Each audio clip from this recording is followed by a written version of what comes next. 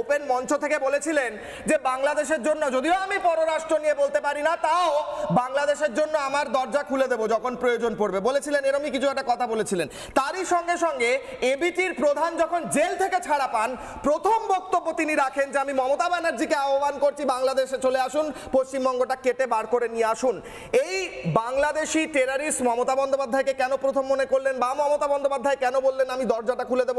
এতদিন ধরে কি এই ইকোসিস্টেমটা কাজ করছিল বলে একটু অন্যরকম পরিস্থিতি ছিল, এখন রাষ্ট্রবাদী সরকার আসার পর বাংলাদেশের চিরবিরানি শুরু হয়েছে, তাই জন্য এবার রোহিঙ্গা ক্যাম্পে যাচ্ছে মার্কিন দূত এবং ডিস্টেটের দালালরা? বলুন স্যার। সুদীপ্ত সরকার, আগে প্রথম কথাটা বলে নিই যে তোমরা যেটা স্টুডেন্টস যে রেভলিউশন বা স্টুডেন্ট যে আন্দোলনটাকে তৈরি করার ডিপ স্টেটের যে পরিকল্পনা চলছে, যে স্টুডেন্ট আন্দোলনের মাধ্যমে সরকারকে পরাস্ত করা, কেন্দ্র সরকারকে, সেই বিষয়ে একটা ব্যক্তিগত কথা বলতে চাই, যেটা আমার একদম ব্যক্তিগত অভিজ্ঞতা এবং ব্যক্তিগত অভিজ্ঞতা থেকেই বলছি শ্রী নরেন্দ্র মোদীজির নামে। আজকে 2022 সালে আমি দেখো একটা অত্যন্ত সাধারণ পরিবার, আমাদের তো কোনো বিরাট কোনো পরিচিতি নেই বা যোগাযোগ নেই। তো 2022 সালে পরীক্ষা পে চর্চা বলে নরেন্দ্র মোদীজি স্টুডেন্টদের সাথে একটা কথোপকথন করতো। সেখানে আমার ছেলে পার্টিসিপেট করে এবং আমার ছেলে সেখানে নরেন্দ্র মোদীকে ইমপ্রেস করেছিল বলে তাকে একটা লেটার অফ অ্যাপ্রিসিয়েশন 2023 সালে পাঠিয়েছিল নরেন্দ্র মোদীজি নিজের হাতে, এবং সেটা আমি পিএমও থেকে এসছিল, পোস্টাল থেকে আমরা পেয়েছিলাম।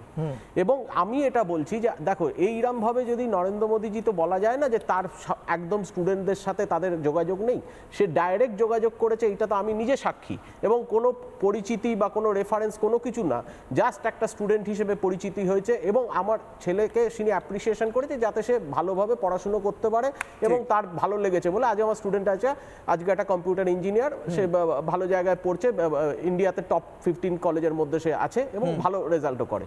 তো এইটা তো তাহলে বলতে পারি যে নরেন্দ্র মোদীজি ব্যক্তিগতভাবে স্টুডেন্টদের সাথে ওতপ্রোতভাবে জড়িত, কারণ আমার নিজের অভিজ্ঞতা দিয়ে এটা এসছে।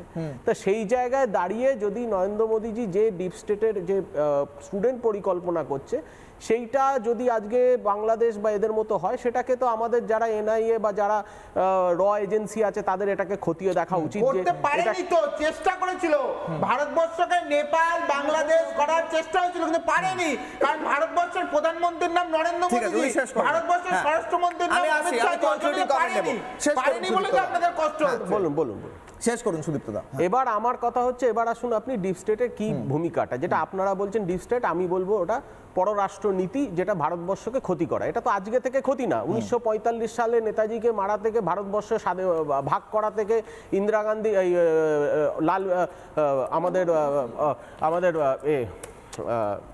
আমাদের এক প্রধানমন্ত্রী যিনি লাল বাহাদুর শাস্ত্রী, তারপর ইন্দিরা গান্ধীকে ধমক দেয়া হলো, তারপরে আমাদের অটল বিহারী বাজপেয়ীজিকে ক্লিন্টন ডেকে পাঠিয়েছিল যখন কার্গিল ওয়ার হয়, আমাদের প্রধানমন্ত্রী নরেন্দ্র মোদীকেও বিভিন্নভাবে চাপা হয়েছিল। এরকম বহু উদাহরণ আছে, একটা উদাহরণ না।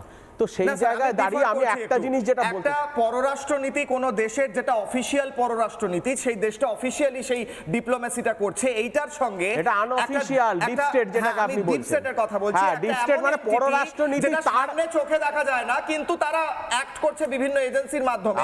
এই দুটোর মধ্যে ডিফারেন্স আছে। যারা টাকা ইনভেস্ট করছে, যে টাকাটা ইনভেস্ট আমি ওটাই আপনাকে বলছি, মুভমেন্ট অর্গানাইজ, সোকল মুভমেন্ট অর্গানাইজ করার জন্য যাতে একটা ডিস্টেবিলিটি আসে, এইটার পররাষ্ট্রনীতির মধ্যে ডিফারেন্স। আমাকে এটা বলতে দিন, পররাষ্ট্র নীতি ডিপ স্টেটের মাধ্যম দিয়ে তো ইমপ্লিমেন্ট করছে তারা। তো সেই জায়গায় দাঁড়িয়ে এই দেশে সেই ইমপ্লিমেন্টেশনটা করতে পারছে, দিনের পর দিন এই জায়গাতে বৃদ্ধি পাচ্ছে। যখন দেখলো যে সামনাসামনি এই দেশকে হারাতে পারবে না, তখন পেছন দিয়ে তারা আমাদের দেশের যে করাপশন, সেই করাপশনটাকে কাজে লাগাচ্ছে, সেই করাপশনটাকে বৃদ্ধি করাচ্ছে। আজকে আপনি ভাবুন না, একটা লোক যে বিদেশে আমাদের দেশের ক্ষতি করতে চায়, তাকে দেশের নেতা হিসেবে প্রজেক্ট করছে হয়তো এই ডিপ স্টেট। হয়তো দেখা যাচ্ছে যে অফিসার, যে ভালো, যে দুর্নীতিগ্রস্ত অফিসার, তাকে প্রমোট করছে মমতা বন্দ্যোপাধ্যায়। আপনার সরকারি, এবং আমি সব বিষয়ে আসছি, ক্ষমতা এসেছিলেন, আমি সব বিষয়ে আসছি, মমতা বন্দ্যোপাধ্যায় আমি সব বিষয়ে আসছি, এবং তারপর মার্কিন যুক্তরাষ্ট্রের আপনার আইনসভায় এসেছিলেন হিলারি ক্লিনটন, যে হিলারি ক্লিনটনের সঙ্গে কানেকশন রয়েছে ক্লিনটন ফাউন্ডেশন এবং জর্জ সোরসের। তখন আপনার মনে হয় আসলে সেটা ডিপ স্টেট? আপনাকে আমি কি বলছি, নানা ধরনের কন্টেন্ট দেখার জন্য লাইক করুন, শেয়ার করুন আমাদের ফেসবুক পেজ, সাবস্ক্রাইব করুন আমাদের ইউটিউব চ্যানেল। পাশাপাশি অন্যান্য ব্রেকিং নিউজের জন্য অবশ্যই চোখ রাখুন রিপাবলিক বাংলায়।